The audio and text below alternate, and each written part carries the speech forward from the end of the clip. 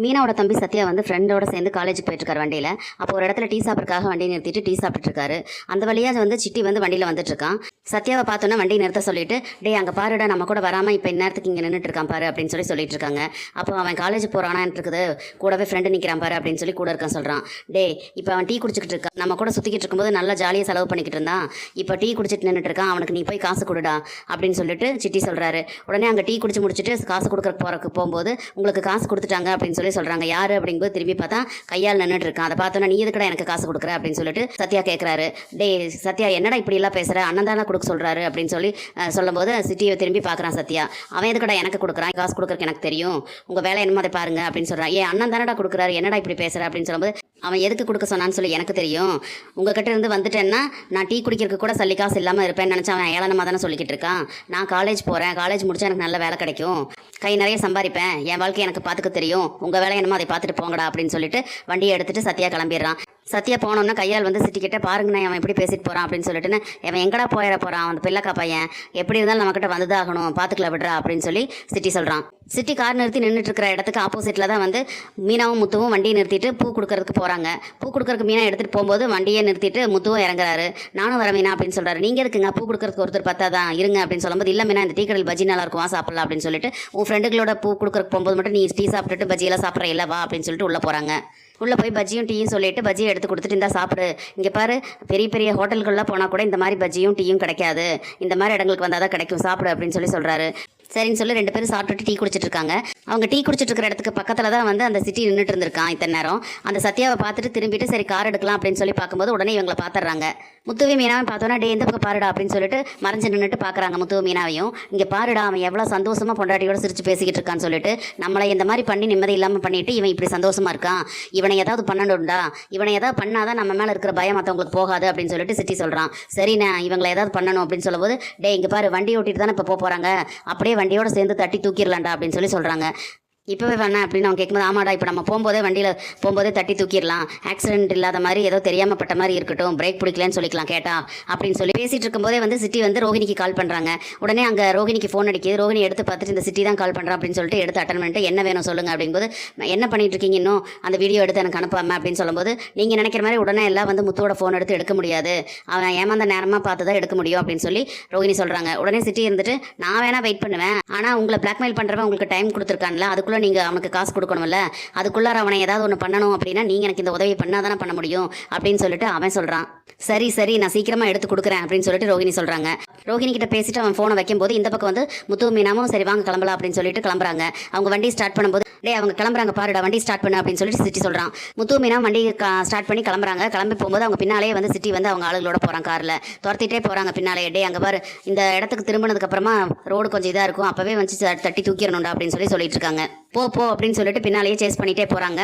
நிறைய ரோடை வந்து தாண்டி போகிறாங்க, பின்னாலேயே போயிட்டு இருக்காங்க. சரியான இடம் பார்த்து தூக்கணும் அப்படின்னு சொல்லிட்டு பேசிட்டே போயிட்டு இருக்காங்க. அப்போ மீனா இருந்துட்டு எனக்கு மனசே சரியில்லாமே இருக்குங்க அப்படின்னு சொல்லி மீனா சொல்லிக்கிட்டு இருக்காங்க. அதை கேட்டோன்னா முத்து இருந்துட்டு எதுக்கு இது கவலைப்படுற, நீ எதுவும் கவலைப்படாத, இப்போ மனசை ரிலாக்ஸாக வச்சுக்கோ அப்படின்னு சொல்லும்போது, எனக்கு என்னங்க கவலை, நீங்கள் இருக்கும்போது நீங்கள் என் கூட இருக்கும்போது உங்கள் கையை பிடிச்சிட்டு உங்கள் மடியிலே செத்து போனால் கூட எனக்கு கவலை இல்லை அப்படின்னு சொல்லி மீனா சொல்கிறாங்க. அதை கேட்டோன்னா முத்துக்கு கோவம் வந்து, என்ன மீனா இப்படியெல்லாம் பேசிகிட்டு இருக்க, எங்கெல்லாம் வந்து இப்படி பேசுறக்க கற்றுக்கிட்டு இருக்க, இப்படி பேசுகிற வேலையாக வச்சுக்காத இன்னொரு தடவை அப்படின்னு சொல்லி திட்டுறாரு. சரி சரி விடுங்க, நான் வந்து கவலைப்பட மாட்டேன், இனிமே நீங்கள் தான் என் கூட இருக்கீங்கல்ல அப்படின்னு சொல்லிட்டு பேசிட்டு போயிட்டு இருக்காங்க. டே அங்கே பாருடா அவங்க ரெண்டு பேரும் எப்படி சிரிச்சு சந்தோஷமாக பேசிட்டு போகிறாங்கன்னு சொல்லிட்டு, சீக்கிரம் போடா தட்டி தூக்குடா அவங்கள அப்படின்னு சொல்லிட்டு அவன் பேசிட்டு போயிட்டு இருக்கான். கரெக்டாக ஒரு ரோட்டில் போயிட்டு இருக்கும்போது ஆளாரவமே இல்லாமல் இருக்கிற மாதிரி இருக்கும்போது கரெக்டாக இடிக்கலான்னு வரும்போது குறுக்க ஒரு வேற வண்டி வர மாதிரி இருக்குது. டக்குன்னு இவங்க வண்டியிலே வந்து அந்த சிட்டியோட கார் வந்து இடிச்சிருது. லைட்டாக இடிச்சதுனால முத்து வந்து அப்படியே ஒரு ஓரமாக சைடை நிறுத்தி டக்குன்னு நிறுத்திட்டாரு. என்னங்க பார்த்துங்க அப்படின்னு சொல்லிட்டு மீனா சொல்லவும், எப்படி வண்டி ஓட்டிட்டு போகிறான் பாரு, குடிச்சிருப்பான் போல இருக்குது அப்படின்னு சொல்லிட்டு மீனா சொல்கிறாங்க. ஜஸ்ட் மிஸ் ஆயிடுச்சு, போடா சீக்கிரம் அப்படின்னு சொல்லி சிட்டி வந்து வண்டியை ஸ்டார்ட் பண்ண சொல்லி போக சொல்லிடுறாங்க. அவங்க பாட்டுக்கு போயிடுறாங்க. முத்து இருந்துட்டு சரி குடிச்சிருப்பான் போல இருக்குது, குடிச்சிட்டு பார்த்து தானே வண்டி ஓட்டணும் அப்படின்னு சொல்லிட்டு முத்து சொல்கிறாரு. அதை கேட்டோன்னா மீனாக்கு கோவம் வந்து இப்படியே ஒரு மாதிரி மேலே இங்கேயுமே பார்த்துட்டு, குடிச்சா பார்த்து வண்டி ஓட்டுறது இல்லை, குடிக்கிறதே தப்பு தானே அப்படின்னு சொல்கிறாங்க. சரி சரி விடு அப்படின்னு சொல்லிட்டு முத்து சொல்கிறாரு. அதானே குடிக்கிறத பற்றி தப்புன்னு நீங்கள் உங்கள் வாயில் வராதில்ல அப்படின்னு சொல்லி மீனா சொல்கிறாங்க. இப்போ கொஞ்சம் நேரத்துக்கு முன்னால் சொல்லேன் எனக்கு கெட்ட நேரமாக இருக்குதுங்கிறத நினச்சி கவலைப்பட்டுட்டு இருந்தியே, உன் கெட்ட நேரம் இப்படி வேறு இப்படி லைட்டாக இப்படி தட்டிட்டு போயிருச்சு, இதோட போயிருச்சுன்னு நினச்சிக்க, சந்தோஷமா இரு, வண்டியில் ஏறி நம்ம கிளம்பலாம் அப்படின்னு சொல்லிட்டு முத்து சொல்கிறாரு. சரின்னு சொல்லி வண்டியை ஸ்டார்ட் பண்ணும்போது மீனா ஏறதுக்குள்ளாரியே முத்து வந்து அப்படியே என்னமோ யோசிச்சுட்டே உட்காந்துட்டு இருக்காரு. உடனே மீனா வந்துட்டு எங்க என்னாச்சு அப்படிங்கும்போது, ஒன்றும் இல்லை நீ வண்டி ஏறு அப்படின்னு சொல்கிறாரு. சரின்னு அவங்க 2 பேரும் வீட்டுக்கு வந்துடுறாங்க. வீட்டுக்கு வந்துட்டு எல்லா பக்கம் பூ கொடுக்கறக்கு போயிட்டு வந்ததோட செலவு கணக்கு எல்லாமே பார்த்துக்கிட்டு இருக்காங்க. எல்லா செலவு கணக்கு எல்லாமே போட்டு பார்த்துட்டு முத்து இருந்துட்டு இன்னைக்கு 3000 ரூபாய் லாபம் கிடச்சிருக்கு பாரு அப்படின்னு சொல்கிறாரு. ஆமாங்க, இன்னைக்கு 3000 ரூபாய் லாபம் கிடச்சிருக்கு. ஆமாம், இன்னைக்கு எச்சா 20 முழம் பூ கேட்டாங்கன்னு சொல்லி கட்டிட்டு இருந்தே இல்லை, நீ கட்டும்போது நான் தான் உனக்கு சாப்பாடு ஊட்டி விட்டேன், அந்த தெம்பில் தானே நீ கட்டின பூவை அப்படின்னு சொல்லி முத்து சொல்கிறாரு. அதை கேட்டோம் மீனா வந்துட்டு அப்போ பாசத்தில் எனக்கு ஊட்டி விடலையா அப்படின்னு சொல்லி கேட்கும்போது பாசத்தில் தான் ஊட்டி விட்டேன், இருந்தாலும் சொல்கிறேன் அப்படின்னு சொல்கிறாரு. சரி மீனா, இன்னைக்கு 3000 ரூபாய் நமக்கு சொல்ல லாபம் கிடச்சிருக்குல்ல, நம்ம வந்து இதை வச்சுட்டு எங்கேயாவது பீச்சு சினிமான்னு சொல்லி ஞாயிற்றுக்கிழமை போகலாம் அப்படின்னு சொல்லி முத்து சொல்கிறாரு. அதை கேட்டோன்னு மீனா வந்துட்டு அதெல்லாம் ஒன்றும் வேணாம், நம்ம சேமிக்கணும்ல, நம்ம ரூம் கட்டுறக்காக தானே இவ்வளோ பாடுபட்டுக்கிட்டு இருக்கோம், நீங்கள் பேசாமல் இருங்க அப்படின்னு சொல்கிறாங்க. என்ன மீனா நீ சொல்கிற, சந்தோஷமாக மாதிரி இருக்க வேண்டாமா அப்படின்னு சொல்லி கேட்குறாரு. அதெல்லாம் கிடையாது, உங்களுக்கு ஒரு நீங்கள் நல்ல நிலைமைக்கு வரணும், மற்றவங்க முன்னால் நீங்கள் தலைநிமிர்ந்து நல்லா இதாக இருக்கணும், அதுக்கு தான் சொல்கிறேன். அது மட்டும் இல்லை, எத்தனை நாளைக்கு நம்ம இந்த ஹால்லேயே படுத்துட்டு இருக்கிறது, வரவங்களாம் நம்ம கிட்ட பார்த்து ஏதோ பேசிகிட்டு இருக்காங்கல்ல, அதனால தான் சொல்கிறேன் நம்ம ரூம் கட்டணும்ல, அவங்களுக்கெல்லாம் ரூம் இருக்குல்ல அப்படின்னு சொல்லி மீனா சொல்கிறாங்க. என்ன மீனா நீ இந்த மாதிரி சீரியஸ் ஆகிட்டே இப்போ திடீர்னு அப்படின்னு சொல்லும்போது ஆமாங்க நான் நல்லதுக்கு தான் சொல்கிறேன் அப்படின்னு சொல்லி மீனா சொல்கிறாங்க. மீனா சுதந்திரமே போச்சு அப்படின்னு சொல்கிறாரு. ஆமாம், என்ன சுதந்திரம் போச்சு சொல்லுங்கள், ஆனால் ஒன்றா இந்த ஆம்பளைங்க கல்யாணத்துக்கு அப்புறம் சுதந்திரம் போச்சுன்னு சொல்லிட்டு இருக்கீங்க, சொல்லுங்கள் என்ன பிரச்சனை உங்களுக்கு அப்படின்னு சொல்லி கேட்கும்போது அப்படியா நான் இதை சொல்கிறேன் இரு அப்படின்னு சொல்லிட்டு நான் சொல்லுவேன், ஆனால் நீ கோவிச்சுக்க கூடாது அப்படின்னு சொல்லி முத்து சொல்கிறாரு. சரி சொல்லுங்கள் அப்படின்னு சொல்லும்போது நான் வந்து நினச்ச நேரத்துக்கு எது வேணாலும் சாப்பிடுவேன், அதுக்கப்புறம் நினச்ச மாதிரியெல்லாம் செலவு பண்ணுவேன், ஃப்ரெண்ட்ஸோட எல்லாம் ஜாலியாக சுற்றிட்டு இருப்பேன், இப்போது நான் வந்து வெளியவே சாப்பிட்றதில்ல, ஹோட்டலில் வீட்டில் தான் சாப்பிட்றேன், ஃப்ரெண்ட்ஸு கூட சுற்றுறதையும் நீ கட் பண்ணிட்டேன், இப்போல்லாம் நான் எங்கேயுமே போகிறதில்ல அப்படின்னு சொல்கிறாரு. சரி இப்போ அதுக்கு என்ன மாமா, இப்போ என்ன நீங்கள் சந்தோஷமாக இல்லாமல் இருக்கீங்க அப்படின்னு சொல்கிறாங்க.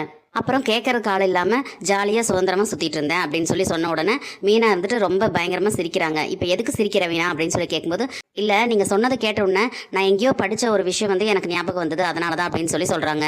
என்ன ஞாபகம் வந்தது சொல்லு அப்படின்னு சொல்லி கேட்கும்போது இல்லை 20 வயசில் வந்து நம்மளை கேட்குறக்கு யாரும் இல்லை அப்படிங்கிற மாதிரி ஜாலியாக சுதந்திரமாக இருக்கிறது வந்து நல்லா தான் இருக்கும், ஆனால் அதே 60 வயசில் வந்து நம்மளை யாரும் கேட்குறதுக்கு இல்லைன்னு நினைக்கும் போது அது சுதந்திரமாக இருக்காது, அந்த சுதந்திரம் வந்து தண்டனையாக தான் இருக்கும் அப்படின்னு சொல்கிறாங்க மீனா. உடனே முத்து அப்படியே ஒரு மாதிரியா வேலைங்களையும் பார்த்துட்டு என்ன மீனா 60 வயசுக்கே போயிட்டே அதுக்குள்ளே அப்படிங்கிற மாதிரி சலிச்சுக்கிட்டு கேட்குறாரு. இல்லைங்க நீங்கள் இப்படி சொன்னதை கேட்டவுடனே எனக்கு ஞாபகம் வந்தது, அதனால் நான் படித்ததை சொன்னேன் அப்படின்னு சொல்கிறாங்க.